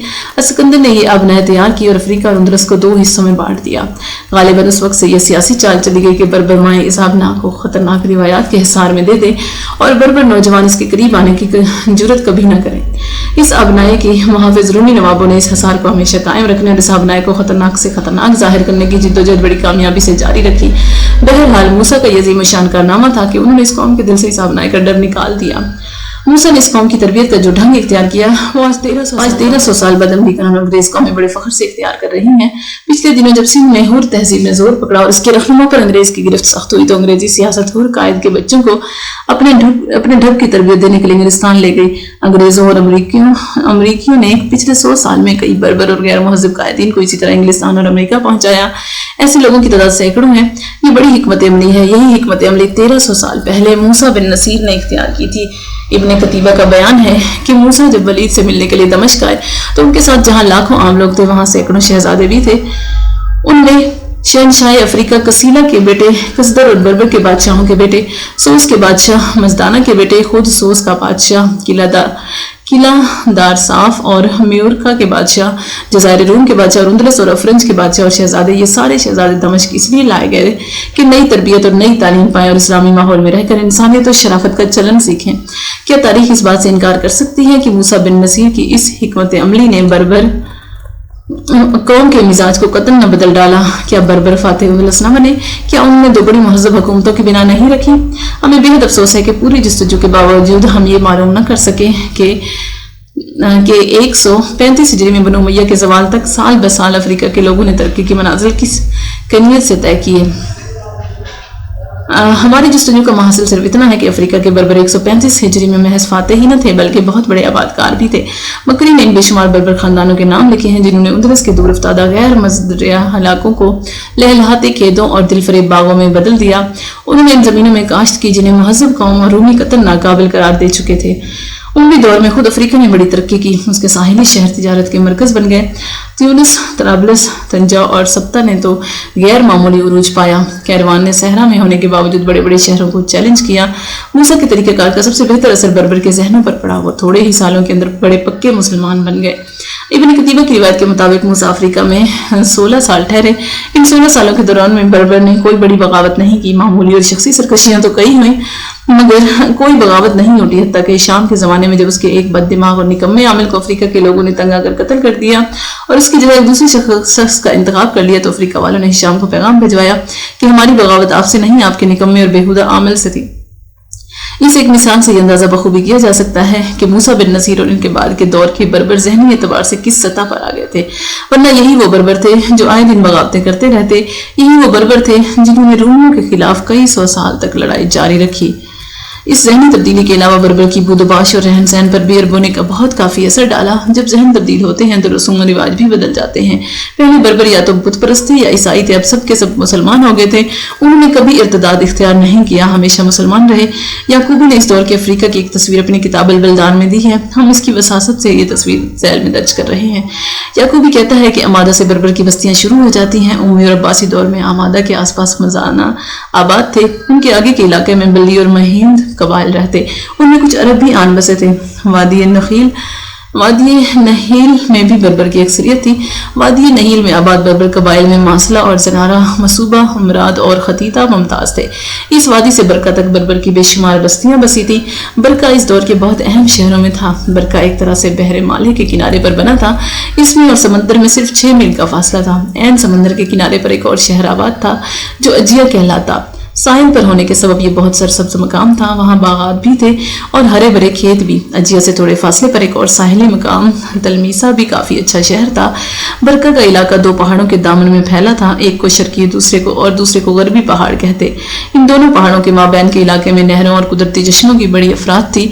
جہاں نہریں اور چشمے ہوتے ہیں وہاں سبزہ پھول اور پھل بھی خوب ہوتے ہیں۔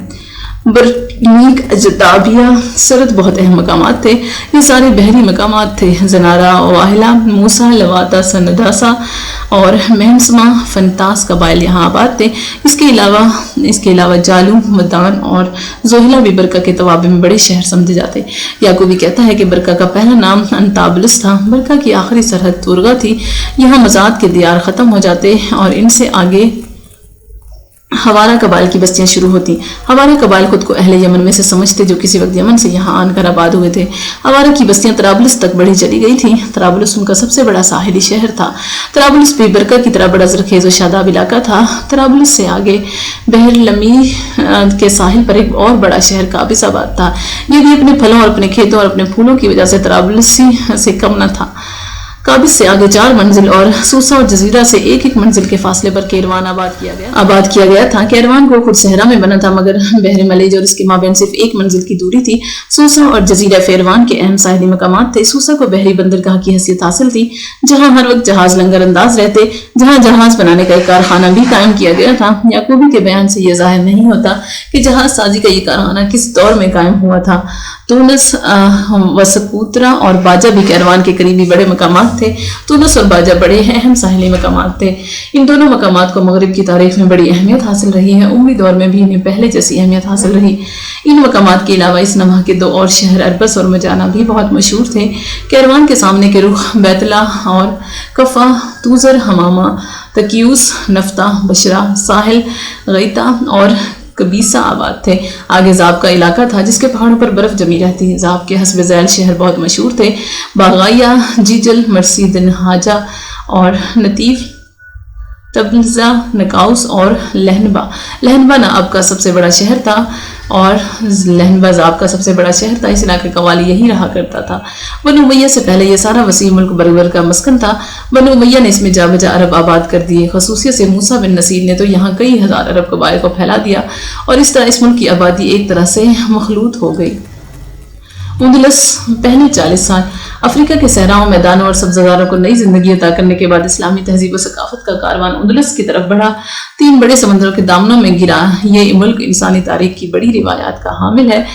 इसने बड़े इनकलाबात देखे हैं। हर 200-300 साल बाद यूरोप की जमा हिम्मत कौमों ने इसकी सरसब्ज़ शादाब ज़मीन अपने पांव तले रौंदी है।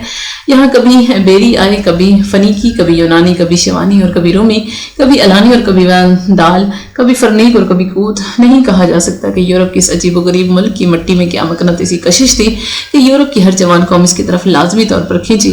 मुसलमानों से पहले जिन जवान कौमों ने इसकी मिट्टी को रौंदा उनमें अक्सरियत उनकी थी जो महज वहशी मगर जवान थी। इंसानों की तरह कौमों की जवानी खुदा का एक बहुत बड़ा अतिया होती है। जो इन कौमी जवान कौमें वहशी होने के बावजूद दुनिया में बड़े काम कर जाती हैं। उनके जवान आज़ा पुरानी और खोखली तहजीबों के खंडरात पर नई इमारतें खड़ी करते हैं और कभी कभी तो नादिर रोजगार तख्लीकात से ज़मीन की झोली भर देते हैं। करताजनी और फनीकी गो दोनों वहशी थी मगर उंदलस में पहुंचकर उनकी जवानी खूब चमकी। रूमियों ने भी अपनी जवानी के दिनों में उंदलस की ज़मीन को माला माल करने की कोशिश की। यह हक नाशनासी होगी अगर हम सेनेका, फलसफी और मार्शल जैसे बड़े शायर के वजूद का एतराफ़ न करें। मगर रूमी की कौम के कई सौ साल दौर हुकूमत में उंदलस में सिर्फ चंद बड़ी शख्सियतें पैदा हुई। सिर्फ चंद बड़ी और नादर रोजगार इमारत आलम में वजूद में आई। यही कैफियत रूमियों के जानशीन कोतों के दौर में हुई।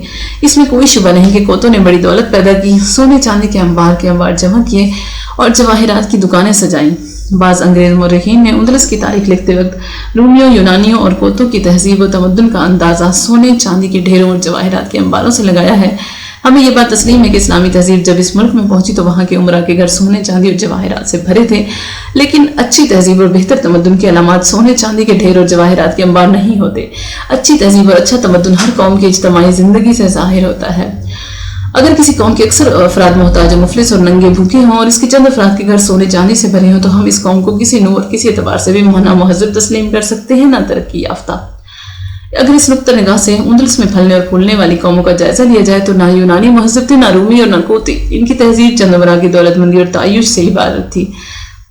ज्यादा तफसील की गुंजाइश नहीं है।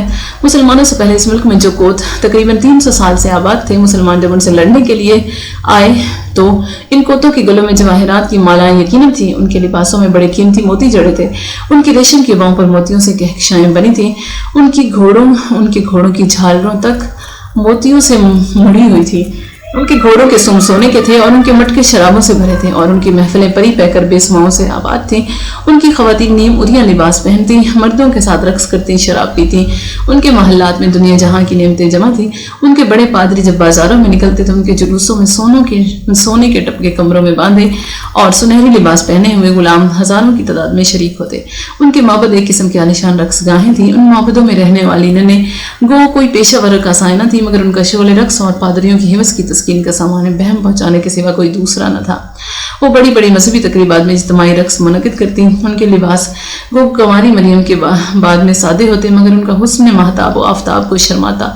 अजीब बात थी कि बड़े पादरी अपने इन मोहब्बतों में पनाह लेने के लिए जिन जवान औरतों का इंतखाब करते वो हुस्न और रानाई में इंतखाब होती। स्कार्स कहता है और किसी कदरंज के साथ कहता है कि मुसलमानों ने जब करमुना पर कब्जा किया तो वहां की रहबात ने जिनके हुस्न का शोरा सारे आलम में था अपने चेहरे बिगाड़ लिए ताकि मुसलमान उन पर कब्जा न पा सकें। इन रहबात ने चेहरे बिगाड़ लिए या ना बिगाड़ लिए हमें इससे कोई बहस नहीं। हम सिर्फ ये जाहिर करना चाहते थे कि मुसलमान जब इस मुल्क में आए तो इस मुल्क के पादरी इंतहाई अय्याश और बड़े हवसकार थे और उनके मोहब्बतों में रहने वाली रहायात हसन रानाई में यकता थी। यहाँ ये बात कही जाए कि यहाँ के पादरी ही हुकूमत के निगरान आला थे। ان کی مرضی کے بغیر کوئی بادشاہ اپنی بادشاہی کا نہ اعلان کر سکتا نہ اپنے تخت و تاج کو ان کی امداد کے بغیر سلامت پاتا۔ جس قوم کا اختیار و اقتدار گروہ کردار کے اعتبار سے مضبوط نہیں ہوتا، اس کے عوام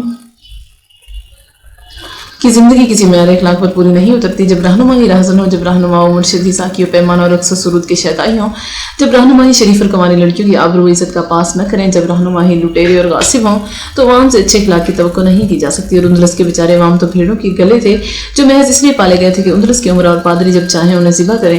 ملک کی اقتصادیات و معاشیات میں عوام کا محض اسی قدر حصہ تھا کہ وہ دن بھر اور رات بھر بے زبان جانوروں کی طرح مشقت و محنت کرتے رہیں، ان کے جسم چیتھنوں میں لپٹے رہیں اور پیٹ آدھے بھرے ہوں اور آدھے بھوکے۔ عام شہریوں سے زیادہ بری حالت کسانوں کی تھی۔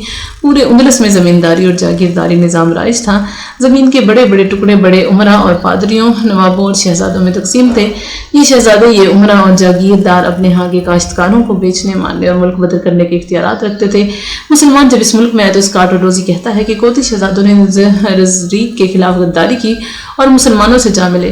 ڈوزی اور اسکاٹ جیسے متعصب مورخ یہ حقیقت بھول گئے کہ کوتی شہزادے محض شطرنج کے مہرے تھے۔ ان کی حیثیت بساط شطرنج پر پھیلے بادشاہوں سے زیادہ کچھ نہ تھی۔ مسلمانوں کی کامیابی محض ان بے چین اور بھوکے عوام کے سبب تھی۔ بھوکے عوام اندلس کے اصحاب اقتدار و اختیار سے سخت نالاں تھے۔ وہ پادریوں کے گھنونے کردار سے متنفر تھے۔ وہ بادشاہوں، شہزادوں، جاگیرداروں کے خلاف برسوں سے لیس کھول رہے تھے۔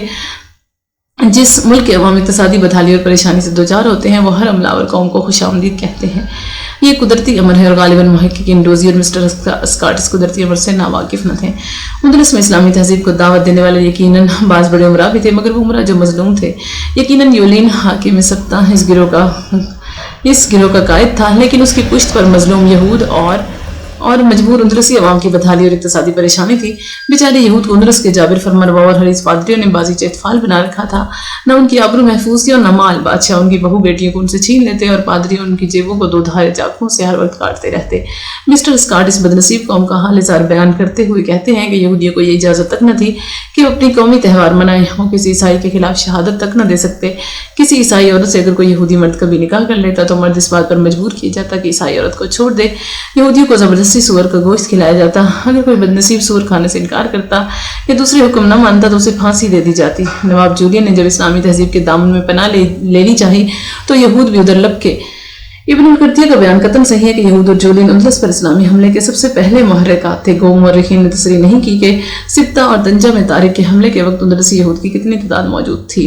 ابن القرطیہ کے بیان سے صرف اتنا معلوم ہوتا ہے کہ یہود کا ایک گروہ طنجہ میں طارق کے حضور باریاب ہوا۔ یہ گروہ یقیناً ان یہودیوں پر مشتمل تھا جو افریقہ میں پناہ گزین تھے۔ گویا مسلمانوں کو جن گروہوں نے دعوت دی ان میں ایک ہی قدر مشترک تھی، مظلومی اور مجبوری۔ علامہ مکری نے نفخ الطیب کے جزو اول میں ان محرکات سے تفصیل سے بحث کی ہے۔ لیبان اور اسکاٹ نے بھی جزوی طور پر یہود کی بے بسی اور بیچارگی کو تسلیم کیا ہے۔ البتہ اسکاٹ اور ڈوزی نے نواب یولین کی مظلومی اور مجبوری نہیں مانی۔ اسکاٹ نے اس داستان کو جیلی داستان قرار دیا ہے جسے عرب مورخین نے بہت تفصیل کے ساتھ لکھا ہے۔ یہ داستان اگر صحیح تسلیم کر لی جائے اور کوئی وجہ نہیں کہ ہم اس کی صحت سے انکار کریں تو نواب یولین یہود جیسا مظلوم تھا۔ اس کی چاند ایسی بیٹی فلورینڈا پربد کردار ارزیک نے جو بادشاہی کی بدمستی میں جھوم رہا تھا سخت ناپاک حملہ کیا تھا، اور اس وقت حملہ کیا تھا جب وہ اندلس کے شاہی محل میں اندلس کی عام قومی روایات کے تابع تربیت و تعلیم پا رہی تھی۔ صدیوں سے قوم قوت کا یہ دستور تھا کہ عمرہ کی بچیاں شاہی محل میں قوم کی متاع عزیز کے طور پر رکھی جاتی۔ بادشاہ اور شہزادے ان بچیوں کا احترام یوں کرتے جیسے فرض شناس باپ اور بھائی بیٹیوں اور بہنوں کا احترام کرتا ہے۔ بوڑھے ارزریک جس کی عمر 80 سال کے قریب تھی، کم عمر اور نوجوان فلورینڈا کے حسن و رعنائی پر پہلے نگاہ بد کی اور پھر اپنے اختیارات شاہی سے ناجائز فائدہ اٹھا کر اسے اپنے پنجہ ہوش سے نوچ لیا۔ یہ شرمناک فعل بادشاہوں کو تو کیا زیب رہ دیتا، عام آدمی بھی اس پر شرما گئے۔ بیچاری فلورینڈا نے جو یہاں تہذیب و تربیت پانے آئی تھی، اپنی زندگی کی سب سے قیمتی پونجی کھونے کے بعد باپ سے شکوہ کیا۔ باپ غیرت مند تھا اور ماں تو سابق شہنشاہ اندلس گیتشا کی لاڈلی بیٹی تھی۔ وہ تو اسی غم کے سبب بستر مرگ پر گر گئی۔ لازمی بات تھی کہ عزت مند باپ اپنی بیٹی کی اس بے عزتی اور بے آبروئی کے بعد اپنی بیٹی کو واپس لے آتا۔ وہ اپنی بیٹی کو واپس لے آیا۔ واپسی کے وقت اس نے ازریک کو شبہ نہ ہونے دیا کہ اس کی بیٹی نے اسے کوئی بڑی شکایت کی ہے، مگر اس کے دل میں کی حالت بڑی خراب تھی۔ وہ سبتہ پہنچتے ہی ایک روایت کے مطابق موسیٰ بن نصیر کی خدمت میں کیروان پہنچا۔ دوسری روایت کی روح سے اس نے موسیٰ کو سبتہ آنے کی دعوت دی۔ ان دونوں روایتوں سے الگ روایت ابن القرطیہ کی ہے، اور ہمارے خیال میں یہی روایت زیادہ قرین قیاس ہے کہ نواب جولین نے جناب طارق ابن زیاد کو اپنا رازدار بنا لیا۔ جناب طارق ان دونوں طنجہ کے ساحلی علاقے کے والی تھے۔ ان کے ساتھ بربر کی ایک بڑی فوج تھی، کچھ اشراف عرب بھی تھے۔ ابن خلدون نے بربر کی تعداد 12,000 اور عربوں کی 27,000 بتائی ہے۔ یہ دونوں فوجیں اس سارے سرحدی علاقے کی نگران تھی۔ ابن خلدون نے جناب طارق بن زیاد کے تقرر کا ذکر کرتے ہوئے لکھا ہے، گویا دوسرے لفظوں میں حضرت طارق بن زیاد موسیٰ بن نصیر کے بعد سب سے بڑے فوجی افسر تھے۔ یہ حقیقت ہے کہ موسیٰ کو ان پر بڑا اعتماد اور بھروسہ تھا۔ نواب جولین کو یہ حقیقت معلوم تھی، اس لیے یہ بات سمجھ میں نہیں آتی کہ جولین نے انہیں نظر انداز کر کے براہ راست موسیٰ بن نصیر سے گفتگو کی ہو۔ بہرحال جو کچھ بھی ہوا، خواہ جولین فرمان گیا یا موسیٰ وہاں تشریف لائے یا طارق بن زیاد وسیلہ بنے، بات ایک ہی تھی۔ نواب جولین مظلوم تھا، اس پر ظلم ہوا تھا، اور یہ بات اس تہذیب کے منشا اور روایات کے قطعاً خلاف تھی کہ وہ ایک مظلوم کی پکار پر کان نہ دھرتی۔ ہمارے نزدیک مسلمانوں کا اندلس پر حملہ فتوحات کا دامن پھیلانے اور لوٹ مار کی خاطر نہیں ہوا۔ یہ حملہ محض اندلس کی مظلوم آبادی کو ظالم حکمران طبقہ کے مظالم سے بچانے کے لیے کیا گیا، اور یہ قطعاً صحیح ہے کہ مسلمان جب اندلس پر حملہ آور ہوئے تو تمام مظلوم گروہوں نے مسلمانوں کا ساتھ دیا۔ یہودی جو کچھ کر سکتے تھے انہوں نے کیا۔ نواب جولین نے اپنے پورے ذرائع مسلمانوں کے سپرد کر دیے۔ ادشاہ کے محروم اور مظلوم بیٹے اور بھائی بھی پیچھے نہیں رہے، اور کسانوں اور کاشتکاروں نے تو فاتحین کے گلوں میں پھولوں کے ہار پہنائے۔ اس میں کوئی شبہ نہیں کہ رزریک جن 1,00,000 افراد کو مسلمانوں سے لڑنے کے لیے وادی بکر یا جھیل لاجنڈا کے کنارے لایا تھا، وہ کئی دن تک مسلمانوں سے جی کھول کر لڑے، لیکن ان لوگوں کی مثال بھیڑوں کے اس گلے کی تھی جس پر اچانک شیر نے حملہ کر دیا ہو۔ ان سپاہیوں نے یقیناً جان بچانے کے لیے ہاتھ پاؤں مارے، یہ قدرتی بات تھی، مگر ان کی یہ مدافعت محض ذاتی تھی۔ وہ کسی نظام یا کسی تہذیب کے فرض شناس محافظ نہ تھے۔ اگر وہ ایسے ہوتے، اگر اس لڑائی کو وہ دل سے لڑتے، تو ان کا آخری فرد جب تک کٹ نہ جاتا وہ ہتھیار نہ ڈالتے۔ 1,00,000 یا زیادہ محتاط اندازے کے مطابق 70,000 سپاہیوں میں سے 30,000 سپاہی قید ہوئے اور اس کے قریب تعداد فرار ہو گئی۔ ہمارے اس دعوے کی تائید اس بات سے بھی ہوتی ہے کہ اس بڑی لڑائی کے بعد کسی بھی جگہ اندلس کے عوام نے مسلمانوں کا مقابلہ نہیں کیا، خصوصاً کسانوں نے تو کبھی کہیں بھی مدافعت نہیں کی۔ اکثر مقامات پر ایسا ہوا کہ جب مسلمان فوجیں 1,000-2,000 کی تعداد میں وہاں پہنچی تو آگے سے پورے شہر خالی پائے۔ خود تلیتلا جو کوت بادشاہوں کا صدیوں سے پایا تخت رہا تھا، مسلمانوں کے حملہ کے وقت ویران ہو چکا تھا۔ اس کی دوہری اور ناقابل شکست فصیلوں کے دروازے کھلے تھے۔ حکام، پادری اور ممتاز شہری بھاگ چکے تھے۔ صرف عوام تھے جنہوں نے مسلمانوں کو اس طرح خوش آمدید کہا جیسے یہ ان کے نجات دہندہ تھے۔ تلیتلا کی طرح قرطبہ، کرمونہ، اشبیلیہ، حسن المدور اور شزونہ کے عوام نے بھی طارق کی فوج سے لڑائی پسند نہ کی۔ قرطبہ اور شزونہ کا محاصرہ یقیناً کچھ دن تک چلا، لیکن محض اس لیے کہ ان شہروں میں رزریک کی باقی ماندہ سپاہ کے کچھ افراد موجود تھے۔ قرطبہ کی ساری آبادی تو بھاگ چکی، صرف چند سو سپاہیوں نے محصور ہو جانے کی تکلیف گوارا کی۔ اسبیلیہ کے متعلق بکری نے تصریح کی ہے کہ طارق کے ساتھی جیسے ہی اس کے دیواروں تلے پہنچے، شہر والوں نے جزیہ کی ادائیگی پر مصالحت کر لی اور دروازے کھول دیے۔ استنجا کی کیفیت بھی یقیناً یہی ہوئی، مگر وہاں مفرور سپاہیوں کی ایک بڑی ٹولی آن چکی تھی اور یہ ٹولی عزم کر چکی تھی کہ شکست کا داغ اپنی پیشانی سے دھو دے گی۔ استنجا میں جو لڑائی ہوئی وہ نوعیت کے اعتبار سے پہلی لڑائیوں سے مختلف تھی۔ ہمیں اعتراف ہے کہ موسیٰ بن نصیر جب 1 سال بعد اندلس آئے تو انہیں کئی مفتوحہ شہروں کو سر نو فتح کرنا پڑا۔ رزریک کی فوج کے بعض بڑے عہدیدار اور بعض بڑے جاگیرداروں نے بعض شہروں میں قلعہ بند ہو کر ناکام مدافعت کی۔ بعض مقامات پر انہوں نے مہینوں محاصرے کی تکلیف برداشت کی، مگر یہ ساری مدافعت سرمایہ دار اور جاگیردار گروہ کی طرف سے تھی۔ ہمیں دعویٰ ہے کہ اندلس کے عوام نے کسی جگہ گوریلا لڑائی نہیں لڑی اور نہ کسی قسم کی مدافعت میں دلچسپی لی۔ وہ ڈر اور دہشت کی وجہ سے شہر چھوڑ کر یقیناً بھاگے، مگر جب ان کے اندیشے غلط نکلے تو واپس لوٹ آئے۔ بہرحال اسلامی تہذیب جب اندلس پہنچی تو اندلس کے عوام کی اقتصادی، زرعی، معاشی اور اجتماعی زندگی ناگفتہ پہ تھی۔ عمرہ نے انہیں جیتے جی زندہ درکور کر رکھا تھا۔ اسلامی تہذیب وہاں آئی اور اس لیے آئی کہ وہاں کے عوام اوپر اٹھے اور دنیا کا یہ زرخیز ترین ملک جو عمرہ کی بدنطاقی کی وجہ سے اپنے ہر زرخیزی سے محروم ہو چکا تھا پھر زندہ ہو جائے، اس کے باشندے انسان سمجھے جائیں اور اس طرح جئیں جس طرح زندہ قوموں کے افراد جیتے ہیں۔ ان مظلوم لوگوں میں جنہوں نے مسلمانوں کے حضور اندلس کی برسر اقتدار جماعتوں کے خلاف احتجاج کیا تھا 4 بڑے گروہ تھے: نواب جولین، یہودان اندلس اور غطیشہ کے محروم بیٹے اور عوام۔ ان تمام گروہوں کے ساتھ مسلمانوں نے جو سلوک کیا اس کا اندازہ اس سے فرمائیے کہ موسیٰ بن نصیر جب فتح اندلس سے فارغ ہوئے تو نواب جولین کو اس کی مظلومیت کا بدلہ یہ دیا کہ اسے اور اس کی اولاد کو مستقل طور پر ستبہ کا والی مقرر کر دیا۔ اس کے علاوہ کئی اور زن نوازشیں بھی کی۔ نواب جولین آخری مرتبہ عیسائی رہا، یہاں تک کہ اس کی اولاد بھی کئی نسلوں تک اپنے مذہب پر قائم رہی۔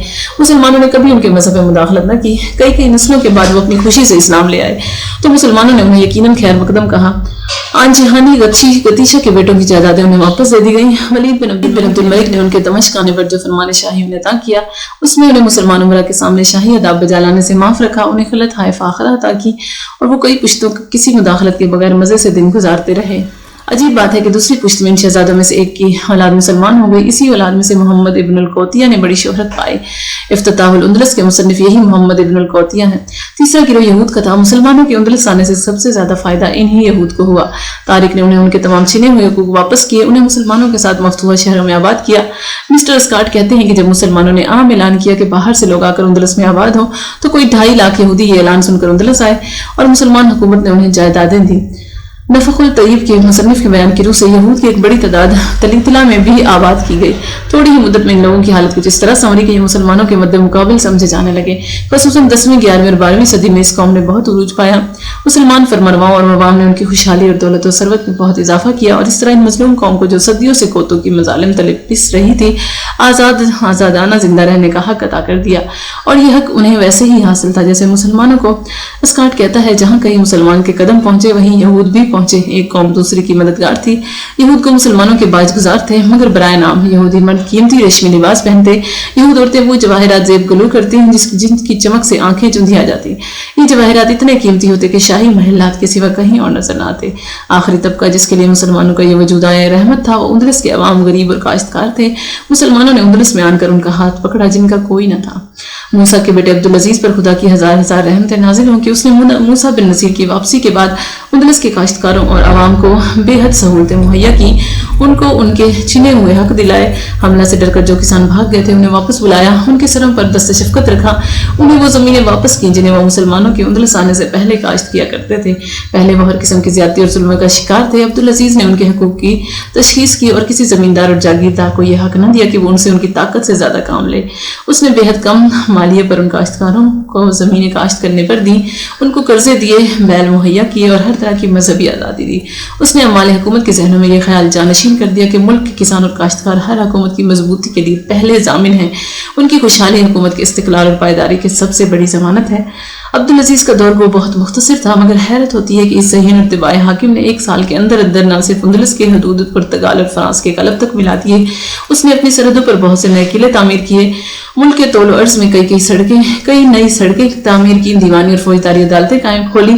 زراعت کا محکمہ قائم کیا اور نہریں جاری کرائیں. کنویں کھدوائے. ملک کے طول و عرض میں فوجی چوکیاں قائم کی تاکہ تاجر اور عوام کو نقل و حمل میں آسانی رہے اور راستے پرامن ہو جائیں. عبدالعزیز نے ملک کو کئی صوبوں میں بانٹا. ملک کی ضلع دار تقسیم کی. عیسائیوں کی مذہبی عدالتیں اور کونسلیں مرتب کی اور ان کے جھگڑوں کو انہی کے علماء اور قاضیوں کے سپرد کرنے کے احکام جاری کیے. عبدالعزیز نے عیسائی رعایا کے ساتھ اس قدر نرمی برتی کہ لوگوں میں یہ افواہ پھیل گئی کہ وہ اپنی عیسائی بیوی کی وجہ سے عیسائی ہو گئے ہیں. وہ یہ افواہ ان کے دشمنوں نے اڑائی تھی. گو ان سے مقصود ان کی مقبولیت و ہر دل عزیزی کو ختم کرنا تھا. گو دشمن انہیں ذلیل و رسوا کرنا چاہتے تھے. لیکن یہ امر واقعہ ہے کہ عبدالعزیز سچے مسلمان تھے اور خدا کی طرف سے عائد کردہ فریضہ کو پہچانتے تھے. انہیں رسول اللہ کا صلی اللہ علیہ وسلم کا یہ فرمان یاد تھا کہ کلکم رائع و کلکم مسئول عن رعیتہ. ان کو معلوم تھا کہ فاروق کے سامنے جب ایک ضمیل نے شکایت کی کہ اسلامی فوج کے ایک دستہ نے اس کے کھیت تباہ کر دیے ہیں تو انہوں نے اس غیر مسلم کاشتکار کو 10,000 درہم ہرجانے کے طور پر ادا کیے.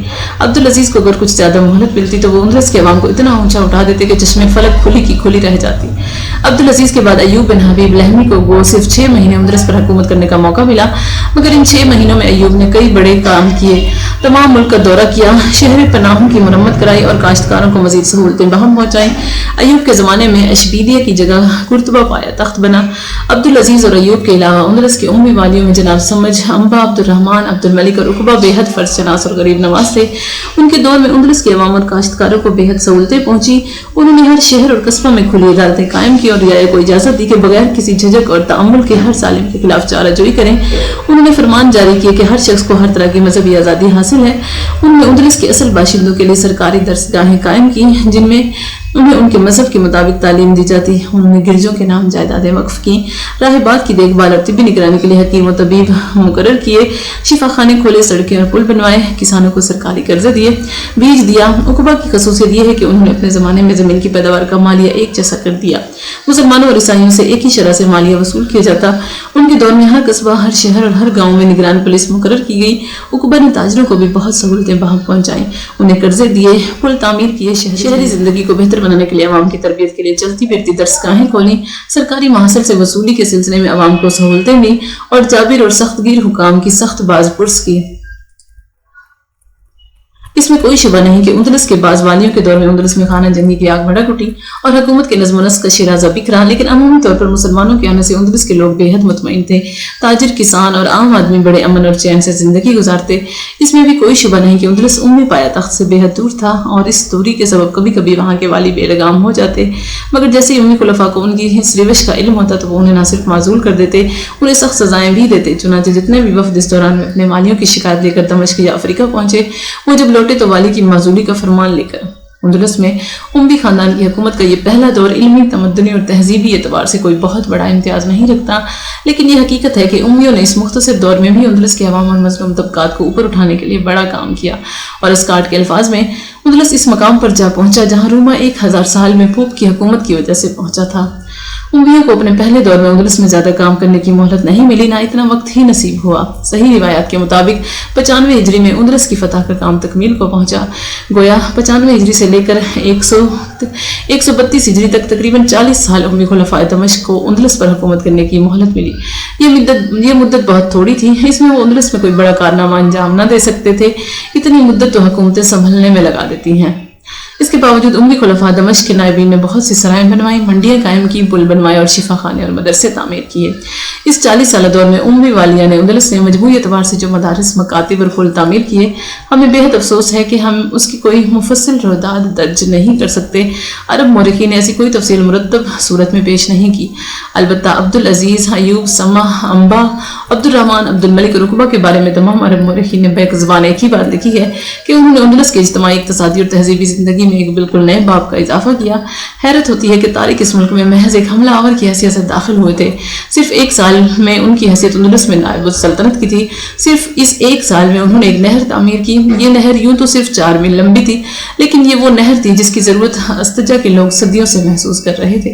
مصنف مجموعہ اخبار اندلس کا بیان ہے کہ جیسے ہی طارق کو معلوم ہوا کہ استجا میں پینے کے پانی کی بے حد قلت ہے، اور اسی وقت انہوں نے استجا سے 4 میل کے فاصلے پر بہنے والے دریا کا رخ کیا اور ایک نہر کھدوانی شروع کر دی۔ یہ نہر انہی کے نام پر نہر طارق یا عین الطارق مشہور ہوئی۔ یہ بربر طارق بن زیاد کا پہلا تمدنی کارنامہ تھا۔ اس ملک میں یہ گویا پہلا اعلان تھا، اس نئی تہذیب کے عزائم کا یہ ایک تعارف تھا۔ طارق کے بعد عبدالعزیز نے نہ صرف نہریں کھدوائیں، پل بنوائے، مدرسے جاری کیے اور عوام کی اقتصادی اور سماجی زندگی کو ایک عجیب رنگ عطا کر دیا۔ یہ مبارک کام عقبہ نے تکمیل تک پہنچایا، اور پھر جب عبدالرحمن داخل یہاں پہنچے تو اندلس کی تاریخ 14ویں رات کے چاند کی طرح چمک اٹھی۔